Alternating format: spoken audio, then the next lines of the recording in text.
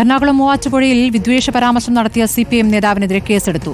ആവോലി local committee secretary MJ ഫ്രാൻസിസിനെതിരെയാണ് case. SDPI Muvattupuzha മണ്ഡലം committee കൊടുത്ത പരാതിയിൽ മൂവാറ്റുപുഴ പോലീസ് കേസെടുക്കുകയായിരുന്നു. ശരൺ SS വിവരങ്ങളുമായി. ശരൺ, CPM നേതാവിന്റെ പ്രസ്താവന വലിയ വിമർശനം ഉയർത്തിയിരുന്നു. CPM തന്നെ ഈ പ്രതികരണത്തെ പ്രതികരിക്കുകയും ചെയ്തിരുന്നു. എന്താണിപ്പോൾ കേസുമായി ബന്ധപ്പെട്ട വിവരങ്ങൾ?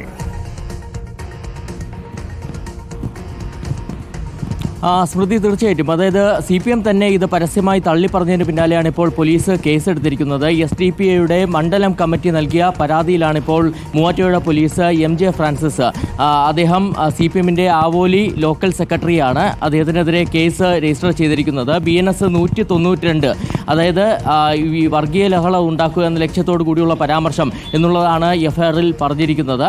ഈ കേസ് രജിസ്റ്റർ ചെയ്ത സാഹചര്യത്തിൽ അതിൻ്റെ തുടർ നടപടികളിലേക്ക് വേഗത്തിൽ നീങ്ങുമെന്നുള്ളതാണ് മൂവാറ്റുപുഴ പോലീസ് പറയുന്നത്.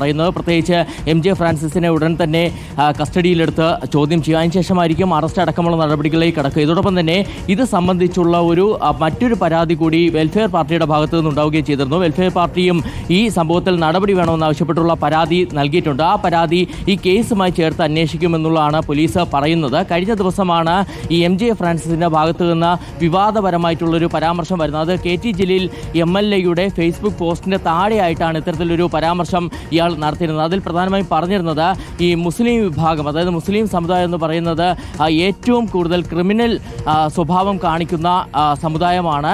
ഒരു തെറ്റ് ചെയ്ത് കഴിഞ്ഞിട്ട് പള്ളിയിൽ പോയി പ്രാർത്ഥിച്ചു കഴിഞ്ഞാൽ അത് മാറുമെന്ന് വിചാരിക്കുന്നവരാണ് അവർ എന്നുള്ള വിവാദ പരാമർശമാണ് ഇയാളുടെ ഭാഗത്തു നിന്ന് ഉണ്ടാവുകയും ചെയ്തത്. അതിന് പിന്നാലെയാണ് ഇപ്പോൾ പരാതിയിൽ പോലീസ് നടപടി ഉണ്ടായത്.